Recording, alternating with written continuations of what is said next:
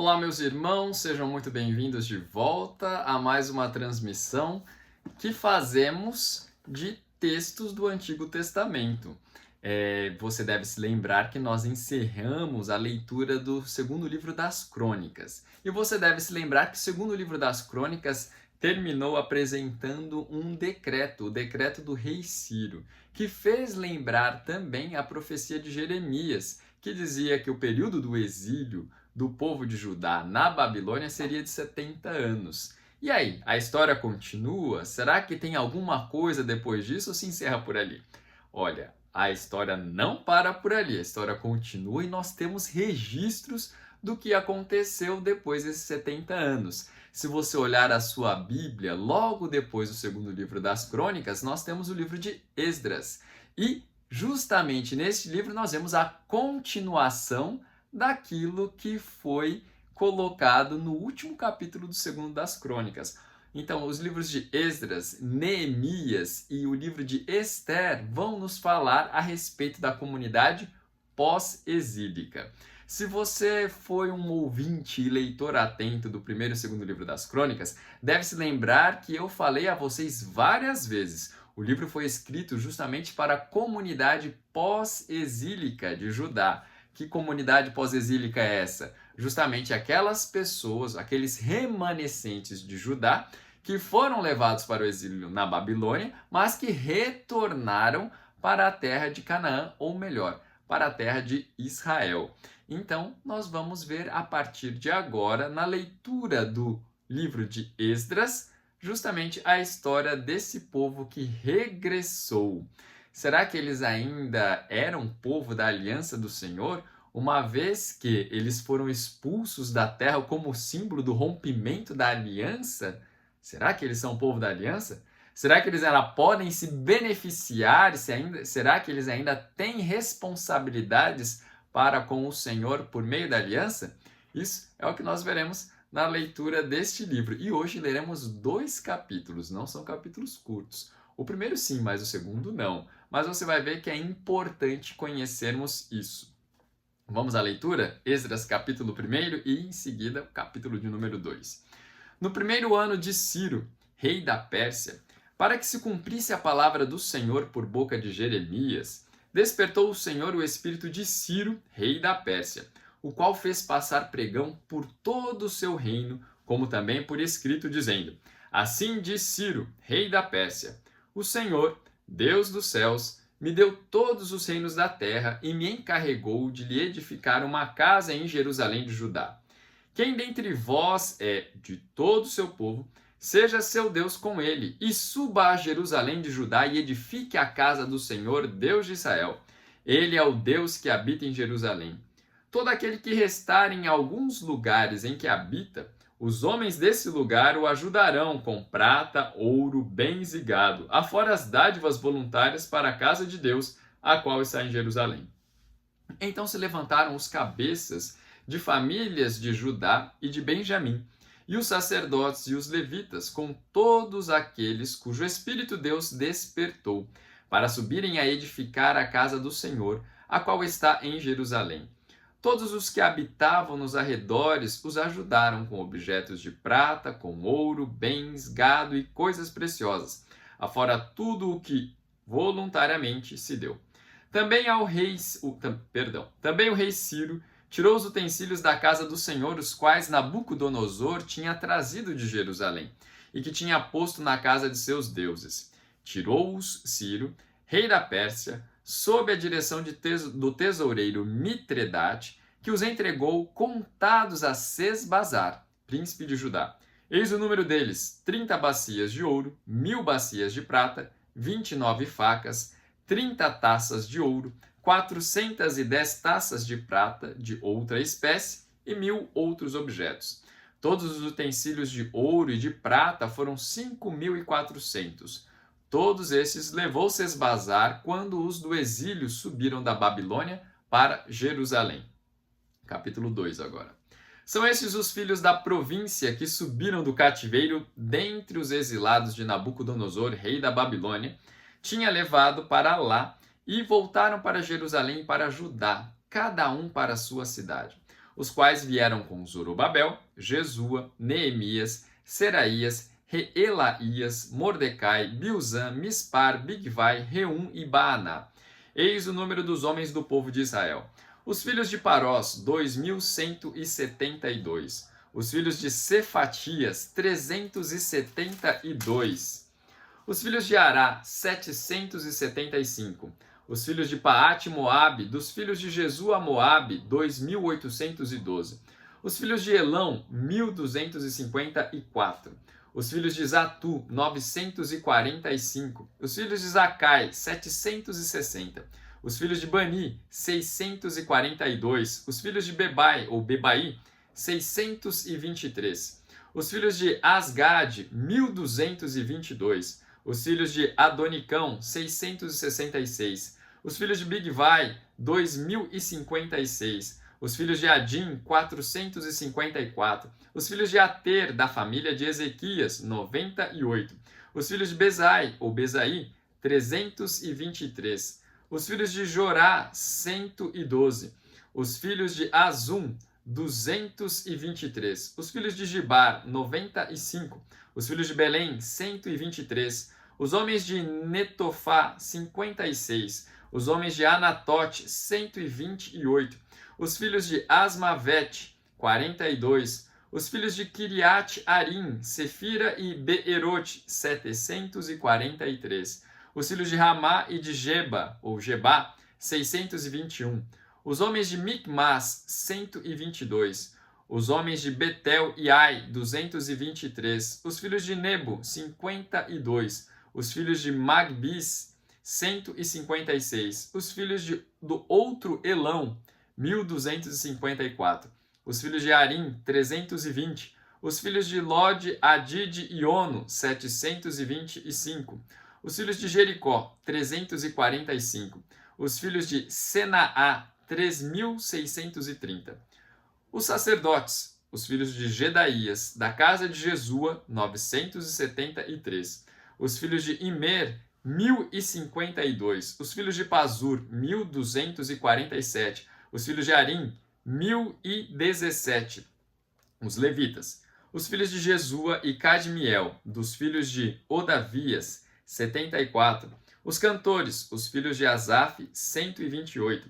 Os filhos dos porteiros, os filhos de Salum, os filhos de Ater, os filhos de Talmon, os filhos de Acube, os filhos de Atita, os filhos de Sobai, ao todo 139.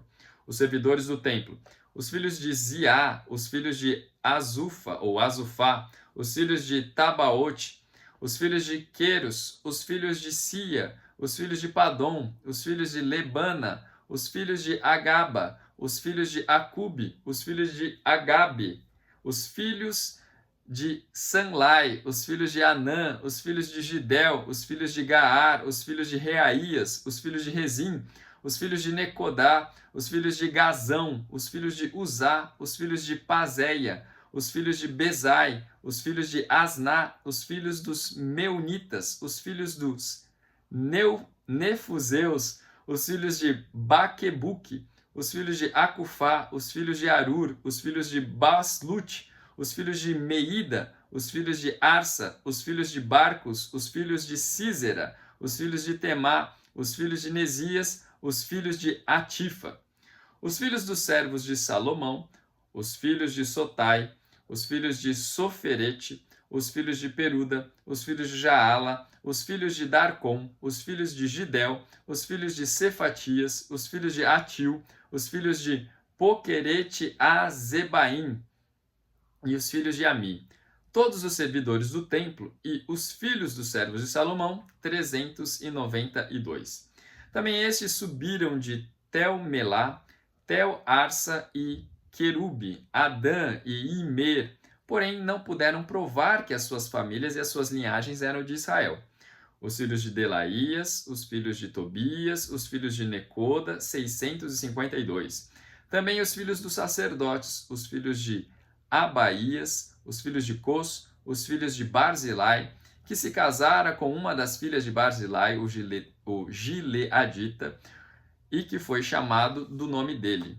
Estes procuraram o seu registro nos livros genealógicos, porém o não acharam, pelo que foram tidos por imundos para o sacerdócio.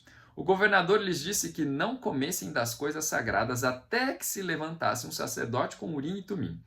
Toda esta congregação junta foi de 42.360, afora os seus servos e as suas servas, que foram 7.337, e tinham 200 cantores e cantoras. Os seus cavalos, 736, os seus mulos, 245, os seus camelos, 435, os jumentos, 6.720. Alguns dos cabeças de famílias vindo à casa do Senhor, a qual está em Jerusalém, deram voluntárias ofertas para a casa de Deus, para a restaurarem no seu lugar. Segundo seus recursos, deram para o tesouro da obra em ouro 71.000 daricos e em prata 5.000 arráteis e 100 vestes sacerdotais. Os sacerdotes, os levitas e alguns do povo, tanto os cantores como os porteiros e os servidores do templo, habitaram nas suas cidades, como também todo o Israel. Leitura extensa, mas graças a Deus conseguimos fazer tranquilamente, não é verdade? O texto do livro começa apresentando para a gente um édito real feito pelo imperador Ciro. E este Ciro, ele é mencionado lá no último capítulo, dentre os últimos versos do segundo livro das Crônicas. Eu vou repetir como está lá no segundo livro das Crônicas, tá assim. Porém, no primeiro ano de Ciro, rei da Pérsia, para que se cumprisse a palavra do Senhor por boca de Jeremias, despertou o Senhor o espírito de Ciro, rei da Pérsia. E olha como começa o livro de Esdras, exatamente da mesma forma. No primeiro ano de Ciro, rei da Pérsia, para que se cumprisse a palavra do Senhor por boca de Jeremias, despertou o Senhor o espírito de Ciro, rei da Pérsia. A palavra do Senhor por meio do profeta Jeremias estipulava um prazo para o exílio do povo. Alguns contam este prazo de maneiras diferentes, mas ambas as contagens acabam dando realmente um período de aproximadamente 70 anos. Alguns contam a partir do período em que Joaquim foi levado, lembra daquele rei? Foi levado cativo e termina esses 70 anos no regresso do povo liderado por Sesbazar e Zorobabel. Outros contam a partir da destruição do templo e depois culmina com a reconstrução do templo. Então eles consideram o exílio quando o templo foi destruído e quando o templo foi reconstruído. Outros contam quando a liderança ou a casa de Davi foi levada e depois termina quando a casa de Davi foi restaurada. Se tivermos ambos os marcos, teremos aproximadamente 70 anos. E aí nós não sabemos qual dos marcos o cronista, no caso o autor do livro de Esdras, usou. Não sabemos. Mas sabemos que com base tanto na história que ele tinha lá, ou vivido, ou então documentada, como também com base na profecia de Jeremias, ele define aqui que justamente foi um período de 70 anos. Mas aqui é interessante que ele diz que o exílio concluiu também quando o Senhor Deus resolveu despertar o espírito de Ciro, um homem ímpio, pagão. O fato dele ter sido despertado pelo Senhor não quer dizer que ele foi convertido ao Senhor Deus, mas o que nós vemos aqui é que um homem ímpio pagão é usado pelo próprio Senhor Deus. Deus conduz o coração dos reis como conduz as águas dos rios, como você ouviu lá no livro de Provérbios, que o pastor Vomar fez a leitura no mês de fevereiro. Deus direciona também as intenções do coração dos reis da terra para poder fazer isso daqui. E olha só que coisa interessante. Como no passado Deus usou as nações para disciplinar o povo o povo com quem ele tinha aliança, agora o Senhor está usando as nações, no caso a nação persa e também outras nações que estão dentro do Império Persa, para abençoar o povo da aliança. Não é maravilhoso isso? Deus mostra que ele é soberano sobre todos os reinos. Deus não é como o povo da antiguidade pensava, uma divindade que se dedica exclusivamente e que tenha sua atuação limitada ao território de um povo. Não. O Senhor nosso Deus é soberano sobre toda a terra, sobre todos os povos, e direciona as ações de todos os povos, mesmo daqueles que não o adoram, para servirem à sua vontade. Por isso, todos são declarados servos do Senhor. Por isso, Ciro, como diz no livro do profeta Isaías, é servo do Senhor, porque serve aos propósitos, à vontade de Deus. Então, Ciro é despertado para passar um pregão e aí ele faz uma ordem que deve ser cumprida por todas. E que ordem é essa? O Senhor, Deus dos céus, essa é a maneira preferida de Ciro de se referir ao Senhor nosso Deus, Deus dos céus. Me perdi aqui no texto, calma aí, vou me encontrar. Tá. O Senhor Deus dos céus me deu todos os reinos da terra e me encarregou de lhe edificar uma casa em Jerusalém de Judá. Você olha assim, uau! Então aquele homem está dizendo que recebeu uma incumbência da parte de Deus para reconstruir o templo. Esse homem é um homem crente em Deus. Calma, não é bem assim não. O Ciro, ele tinha uma estratégia diferente dos babilônicos. Enquanto os babilônicos tinham a estratégia de arrasar, acabar com todo vestígio da cultura de outros povos e de doutrinar as pessoas na cultura babilônica, vocês devem se lembrar que Daniel, Misael, Ananias e Azarias foram para as escolas da Babilônia para serem doutrinados conforme a lei, os costumes e a língua, a tradição da Babilônia. Ou seja, o Nabucodonosor ele queria transformar a nata dos povos em babilônicos. Mas Ciro, da Pérsia, tinha uma estratégia de governo diferente. Ele não quis criar um sentimento de aversão e de revolta naqueles que eram dominados. Pelo contrário, ele quis dar mais liberdade às pessoas para que pudessem preservar as suas culturas, a sua língua, o seu culto. Então, ele deu permissão para vários povos reconstruírem os seus templos e também fez isso para com os judeus. Os judeus puderam então reconstruir o seu templo. Aí você diz assim, poxa, então o que o texto está colocando aqui para a gente, essa versão judaica do édito, está um pouco distorcida porque parece tendenciosa? Não, não é nada disso. Não tem nada de tendencioso. É porque Deus usou essa estratégia dos persas como um meio para fazer com que o seu templo fosse reconstruído.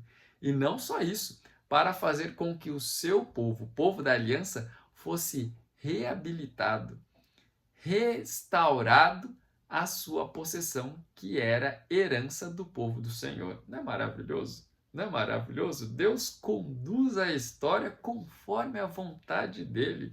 Usa até as más intenções dos homens para fazer acontecer, para fazer realizar o propósito bom e maravilhoso do Senhor.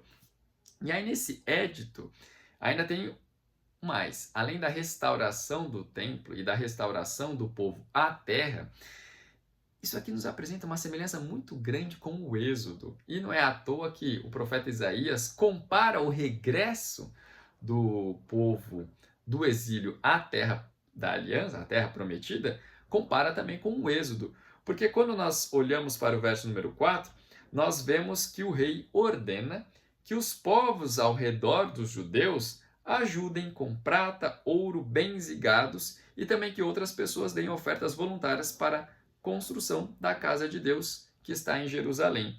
E diz o verso número 6, todos os que habitavam nos arredores os ajudaram com objetos de prata, ouro, bens, gado e coisas preciosas, afora tudo o que voluntariamente se deu.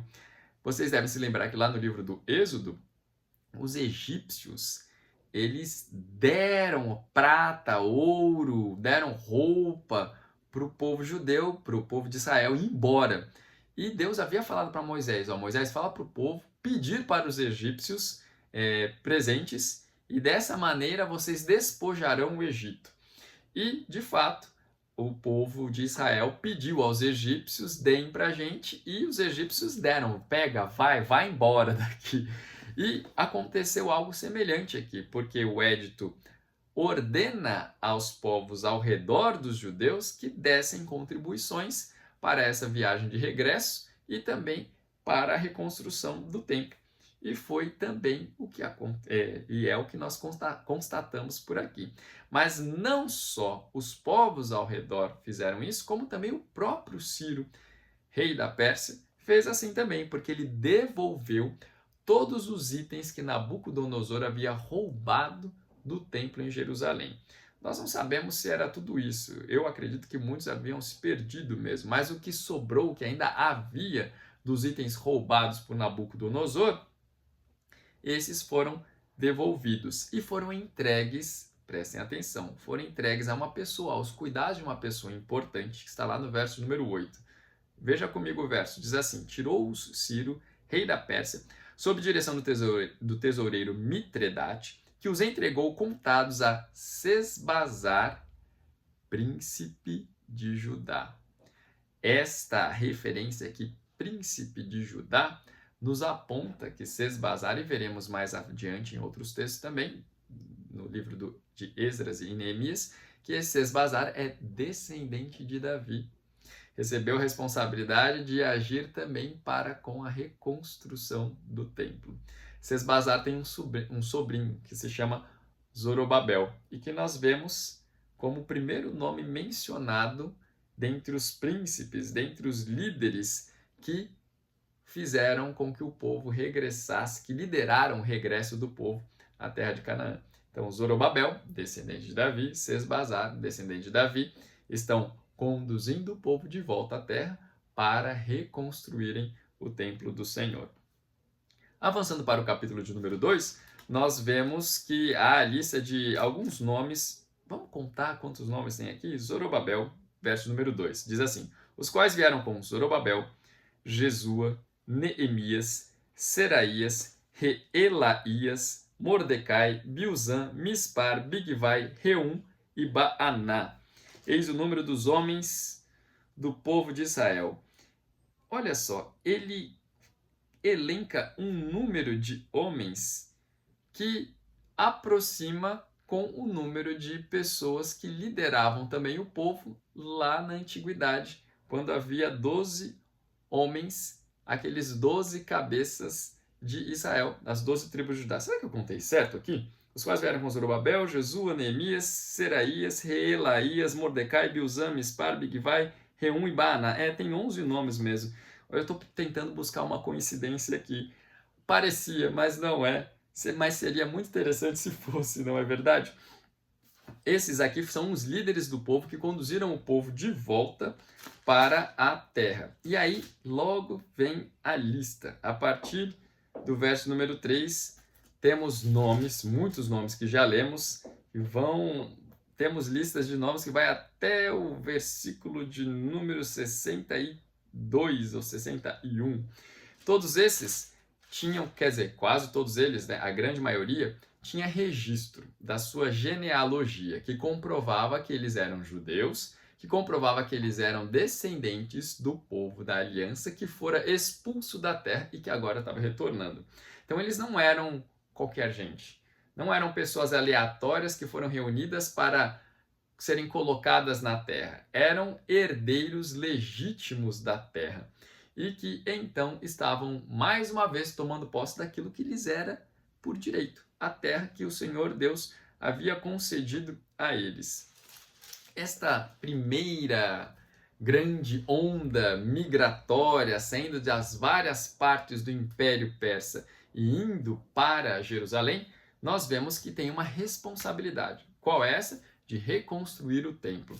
E vamos ver também já nos capítulos seguintes, no capítulo número 3, 4, 5 e 6, que eles vão justamente trabalhar para isso. Eles vão iniciar a obra, mas não vão concluir a obra. Tô dando spoiler, tô adiantando para vocês a história, tá?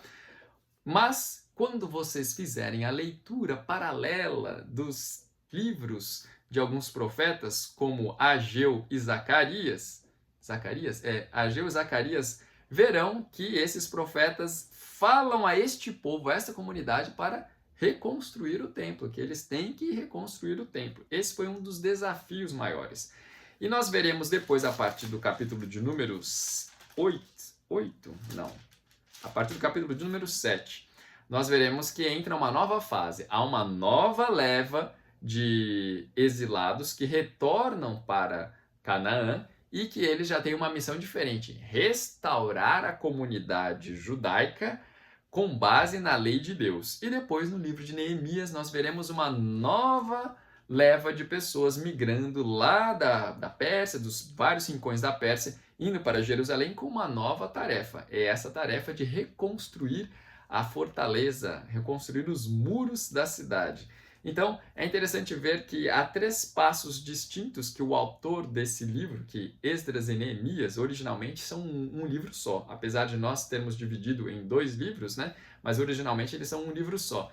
Mas podemos ver que há um caminhar, uma progressão de 3 momentos distintos, muito importantes, mas com características bem semelhantes, que nós vamos ver e poder comparar ao longo das próximas leituras. O vídeo já tem 25 minutos, vou encerrar por aqui, esperando que o Senhor nosso Deus tenha abençoado a sua vida por meio da leitura que fizemos hoje. Tchau, tchau e até amanhã.